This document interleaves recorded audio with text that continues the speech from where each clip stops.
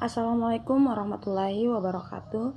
Perkenalkan, nama saya Seren Abdullah dengan NIM 4114200032, Program Studi Pendidikan Matematika Universitas Negeri Gorontalo. Video ini saya buat untuk memenuhi tugas mata kuliah Matematika Diskrit. Adapun materi yang akan saya sampaikan yakni tentang fungsi pembangkit. Ada beberapa poin yang akan saya bahas. Yang pertama itu ada pengantar sebelum masuk pada fungsi pembangkit, dan ada materinya. Yang ketiga itu contoh soal. Nah, kita masuk pada pengantar, dimana pada dasarnya sebelum kita masuk pada materi fungsi pembangkit, kita harus mengetahui terlebih dahulu konsep dari deret kuasa. Nah, pada video ini saya tidak akan menjelaskan secara detail deret kuasa itu apa, kemudian didapat dari mana. Langsung saja, bentuk dari deret kuasa ini adalah salah satunya seperti ini. Jadi misalkan untuk bagian A itu ada sebuah deret 1 tambah X tambah X pangkat 2 tambah X pangkat 3 tambah X pangkat 4 sampai dengan seterusnya. Itu bentuknya sama saja di ruas kiri. Jadi bentuk lain dari ruas kiri adalah ruas kanan, dan bentuk lain ruas kanan adalah ruas kiri. Begitu juga untuk bagian B sampai dengan seterusnya. Jadi bisa kalian pelajari sendiri, yang pada intinya adalah ruas kiri itu sama dengan ruas kanan. Nah, bagaimana cara mendapatkannya? Itu modal yang harus kalian pelajari. Dimana modal yang harus kalian pelajari itu adalah deret Taylor. Jadi deret kuasa ini itu dijadikan dasar untuk menyelesaikan permasalahan di fungsi pembangkit. Ini ada bagian A sampai F. Itu nanti kalian bisa pelajari sendiri, dan ini bagian G sampai K. Seperti ini ya.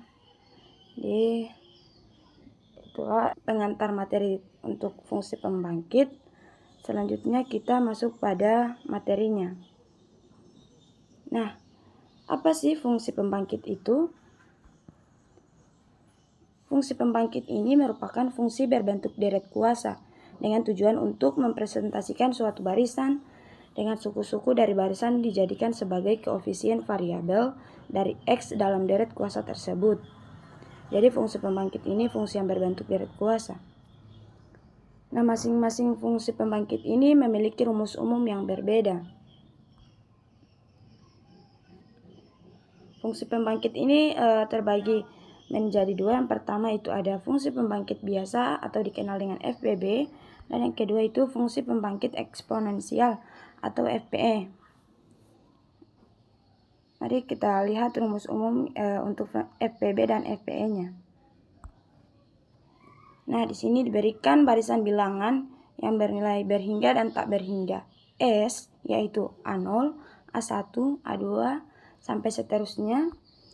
Maka untuk fungsi pembangkit biasa atau FPB dari S yang dinotasikan dengan Gx, itu didefinisikan Gx sama dengan sigma dari AN kali X pangkat N, untuk N dimulai dari 0 sampai tak hingga, atau dijabarkan dengan A0 tambah A1 tambah A2 kali X pangkat 2 tambah A3 kali X pangkat 3 sampai dengan seterusnya.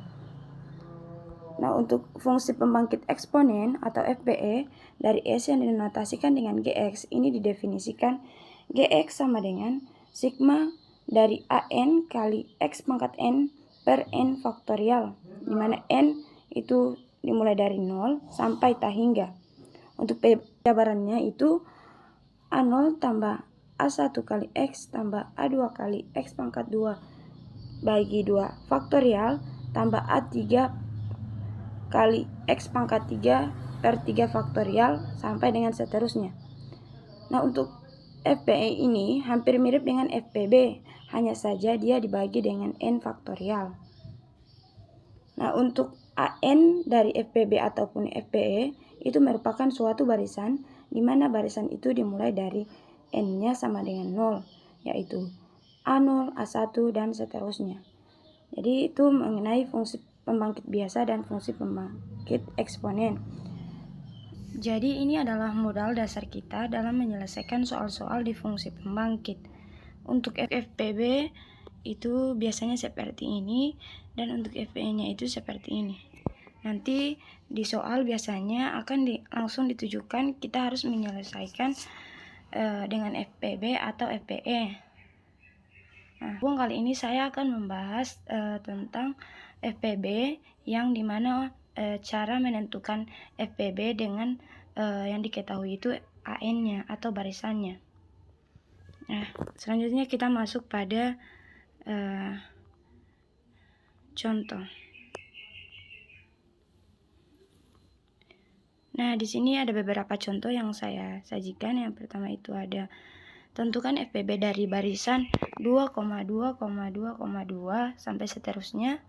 Yang kedua itu tentukan FPB dari 0,0,1/2 faktorial, 1/3 faktorial sampai dengan seterusnya. Dan yang ketiga itu tentukan FPB dari barisan 0,2,4,8 sampai dengan seterusnya, dan nyatakan ke dalam bentuk paling sederhana. Nah, marilah kita langsung masuk ke contoh soal ini. Pertama itu tentukan FPB dari 2,2,2,2. Dengan penyelesaian, misalkan GX adalah FPB dari barisan tersebut. Dengan menggunakan definisi FPB diperoleh. Nah, untuk menyelesaikannya itu ingat rumus FPB-nya. Ini rumus FPB. Ini GX sama dengan sigma dari AN kali X pangkat N, di mana N itu dimulai dari 0 sampai tak hingga, dengan penjabaran A0 tambah A1 tambah A2 kali X pangkat 2 tambah A3 kali X pangkat 3 sampai dengan seterusnya. Nah, kemudian di sini kita coba substitusikan 0-nya itu dengan 2, A1-nya dengan 2, baru A3-nya dengan 2, dan seterusnya. Kita coba masukkan ke sini A0-nya itu 2. Nah, dan di sini dia jadi 2 tambah 2x tambah 2x pangkat 2 tambah 2x pangkat 3 sampai dengan seterusnya. Maka FPB dari 2,2,2,2 sampai dengan seterusnya itu 2 tambah 2x tambah 2x pangkat 2 tambah 2x pangkat 3 sampai seterusnya. Atau juga kita langsung substitusi A0 atau dari A0 atau A1 sampai seterusnya itu diganti dengan 2. Nah, itu untuk contoh soal yang pertama. Selanjutnya contoh soal yang kedua, tentukan FPB dari 0,0,1/2 faktorial, 1/3 faktorial sampai dengan seterusnya. Penyelesaian, kita misalkan GX adalah FPB dari barisan tersebut. Dengan menggunakan definisi FPB diperoleh. Nah, kita gunakan rumus FPB lagi. Sini GX sama dengan sigma dari AN kali X pangkat N, di mana N dimulai dari 0 sampai tak hingga, dengan penjabaran A0 tambah A1 tambah A2 kali X pangkat 2 tambah A3 kali X pangkat 3 sampai seterusnya. Nah, maka kita coba substitusi, di mana A0 itu sama dengan 0, A1-nya sama dengan 0, A2-nya itu 1/2 faktorial, A3-nya 1/3 faktorial sampai dengan seterusnya. Di sini kita dapatkan untuk perkaliannya itu 0 kali X pangkat 0 itu tetap 0 sampai dengan seterusnya. Maka FPB dari 0,0,1/2 faktorial, 1/3 faktorial sampai dengan seterusnya itu, maka FPB dari 0,0,1/2 faktorial, 1/3 faktorial itu sama dengan 1/2 faktorial kali X pangkat 2 tambah 1/3 faktorial kali X pangkat 3 sampai dengan seterusnya. Nah, untuk FPB yang kita temukan ini masih berupa penjumlahan. Nah, karena masih berupa deret, maka kita bisa jadikan ke sebuah rumus. Oke, coba kita lihat di sini. Misalnya saya tambahkan di sini jadi 1 tambah X, kemudian saya kurangkan kembali dengan min X min 1, sama kan artinya, karena X dikurang X itu 0, dan untuk 1 kurang 1 itu tetap 0.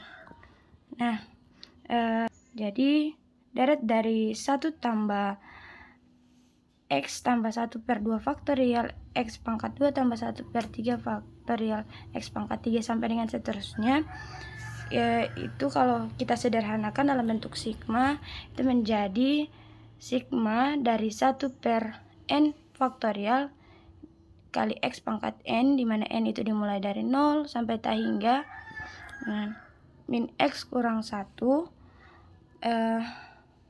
atau kita buka kembali ke deret kuasa di mana dia itu menjadi sigma ini menjadi sigma dari 1 per n faktorial kali x pangkat n, di mana n sama dengan 0 sampai tangga ini, dia akan menjadi e pangkat x. Maka FBB dari 0,0,1 per 2 faktorial, 1 per 3 faktorial ini adalah e pangkat x min 1. Nah, kita lanjut ke contoh soal yang ketiga. Jadi tentukan FBB dari barisan 0,2, 4,8 sampai dengan seterusnya dan nyatakan ke dalam bentuk paling sederhana.